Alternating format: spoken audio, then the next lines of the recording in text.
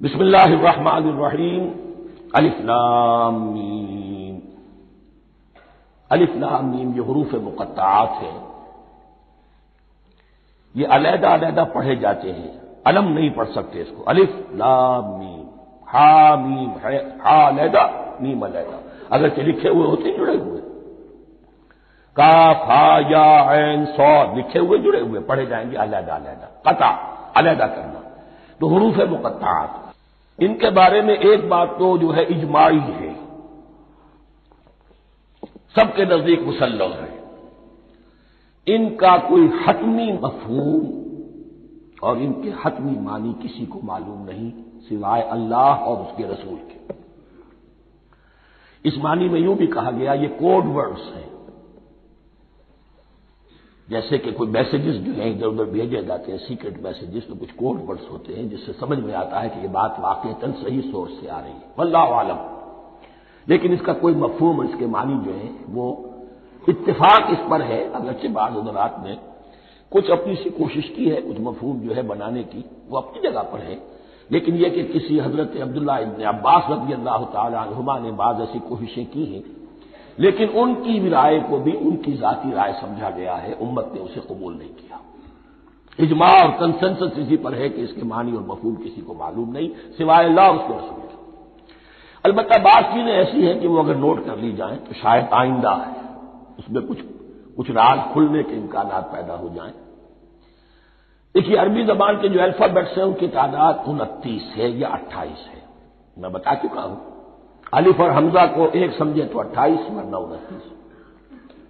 پہلی بات یہ نوٹ کیجئے، قرآن حکیم کی 114 سورتوں میں سے 29 سورتوں میں ان کے شروع میں یہ حروف مقطعات آئے ہیں۔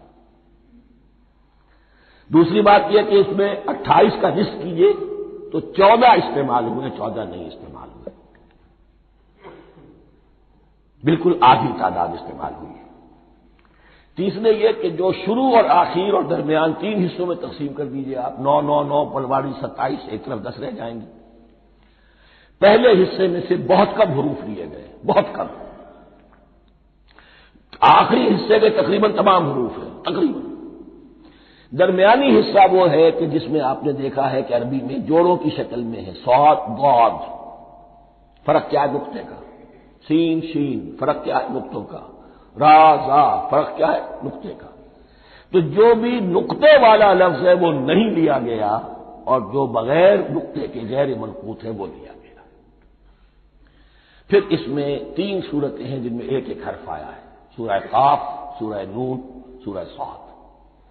پھر صورتیں ہیں جن میں 2 2 آئی ہیں، جن میں 3 3 آئے ہیں، پھر 4 4 آئے ہیں، 2 ہی صورتیں ہیں جن میں 4 4 ہیں، اور 2 ہی صورتیں جن میں 5 5 ہیں۔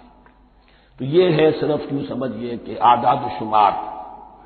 اس کے حوالے سے کچھ آدمی غور کرے تو شاید کوئی بات نکلے۔ باقی وہ مثال میں آپ کو بتا دیتا ہوں کہ حضرت عبداللہ ابن عباس نے ایک رائے ظاہر کی کہ الف لام میم در حقیقت ایک جملے کا خلاصہ ہے، انا اللہ اعلم۔ پہلا لفظ انا، اس کا الف لے لیا، درمیانی لفظ اللہ، اس کا درمیانی لام لے لیا، تیسرا لفظ اعلم، یہ آخری لفظ ہے، آخری حرف میم لے لیا، انا اللہ اعلم، میں اللہ جانتا ہوں، واللہ اعلم، واقعتاً اللہ ہی جانتا ہے۔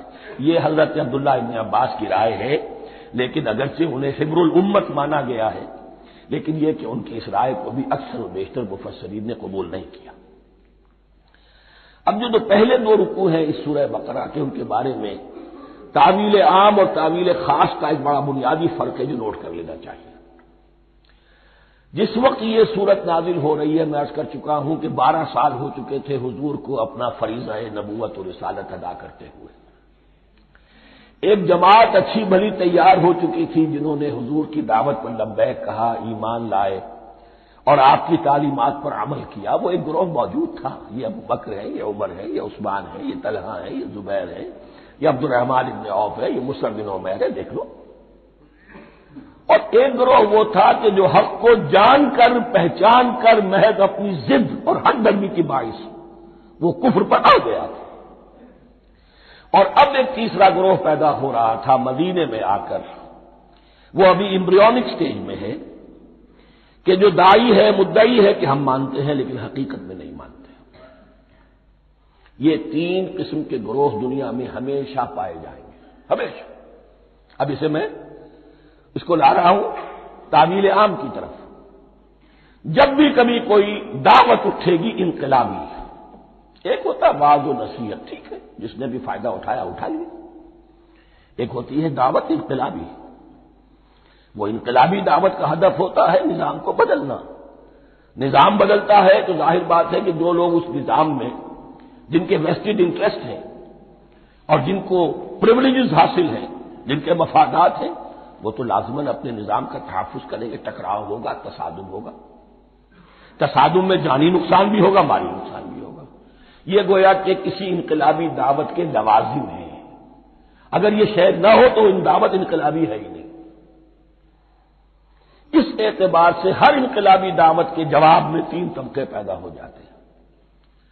ایک وہ کہ جو اس دعوت کو قبول کرتے ہیں دیانت کے ساتھ، خلوص کے ساتھ، اخلاص کے ساتھ، اور پھر پوری جواں مردی کا ثبوت دیتے ہیں ہر کے بعد آباد. اب جو آئے سو آئے، جان دینی پڑے حاضر ہیں، مال دینا پڑے حاضر ہیں. کوئی تکلیف آئے، کوئی مشقت آئے، کوئی مصیبت آئے، کوئی قربانی کرے حاضر. جب پکارا گیا واپس نہیں پھیرا کوئی فرمان جنوں کا، اور تنہا نہیں لوٹی کبھی آواز جرس کی. خیریت جا راحت تن صحت داما، سب بھول گئی مصلحت اہل ہوس کی. ایک وہ لوگ ہوتے ہیں کہ جو اڑ جاتے ہیں ضد پر، ہٹ درمی پر، ماننے کے باوجود، جاننے کے باوجود کہ بات تو ٹھیک ہے جو کہہ رہے ہیں. کیسے مان لیں؟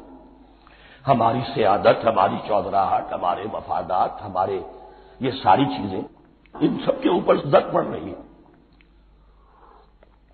یہ لوگ اڑ جاتے ہیں اور پھر کوئی دعوت، کوئی نصیحت، کوئی مزید افہام و تفہیم ان کے حق میں مفید نہیں ہوتی. اس لیے کہ صحیح بات ہے جو کہتے ہیں کہ سوتے کو تو جگایا جا سکتا ہے، جاگتے ہو کیسے جگائیں؟ کوئی سویا ہوا ہے تو آپ وہ جگا دیں گے. جو جاگا ہوا ہے لیکن وہ بنا ہوا ہے، وہ اٹھنے کو تیار ہی نہیں ہے، تو آپ کیسے اٹھا دیں گے اس کو؟ تو جو لوگ جان بوجھ کر حق کو پہچان کر رد کر دیتے ہیں، پھر ان کے حق میں کوئی دعوت، کوئی نصیحت، کوئی تبلیغ، کوئی انذار، کوئی تبشیر مفید نہیں ہوتی. تیسرا درجہ ایسے لوگوں کا ہوتا ہے جو یا تو شروع میں آتے ہی شرارت کے ارادے سے، کوئی مصلحت ہے جس کی وجہ سے اس دعوت کو قبول کر لیا، کوئی ذاتی منفعت ہے جس کے لیے قبول کر لیا، یا یہ کہ شروع میں تو اخلاص کے ساتھ آتے ہیں لیکن جب قربانی دینے کا وقت آتا ہے تو ان کے اندر سیرت و کردار کی وہ مضبوطی نہیں ہوتی کہ ہر سے بعد آباد، یہ نہیں ہوتی. وہ پھر ڈگمگاتے رہتے ہیں. کبھی کچھ چلے پھر کہیں چھٹک کر رہ گئے، پھر کہیں کچھ چلے پھر چھٹک کر رہ گئے. یہ تیسرا طبقہ ہے کہ جو کہتا ہے، دعوی مدعی ہے کہ ہم نے مانا ہے، قبول کیا ہے، بات ٹھیک ہے، کچھ تھوڑا بہت چلتے بھی، لیکن جہاں مشکل آئی چھٹک کر کھڑے ہو گئے، عہدے منہ گر پڑے. یہ تیسرا طبقہ ہے. اس کے لیے لفظ ہمارے ہاں منافقین بھی ہے، لیکن اس رکوع میں آ کر ابھی ان 4 رکوعوں میں نہیں بلکہ سورہ بقرہ میں مکمل میں بھی کہیں نفاق کا لفظ نہیں آیا ہے، اس لیے کہ اسے مرض سے تعبیر کیا گیا ہے. یہ مرض ہے ایک، اور اس مرض کے ذریعے سے لوگوں کے اندر جو ہے وہ ایک نفاق کا بیج پڑ رہا ہے جو ظاہر ہوگا تو منافقت پوری کی پوری کھل کر سامنے آ جائے گی. روگ ہے انسانی شخصیت کا. اس حوالے سے وہ تیسری، اور یہ چونکہ اہم ترین حصہ تھا اور یہ مرض اب شروع ہو رہا تھا، مدینے میں، مکے میں نہیں تھا، لہذا زیادہ تفصیل سے اس کے بارے میں گفتگو ہوئی.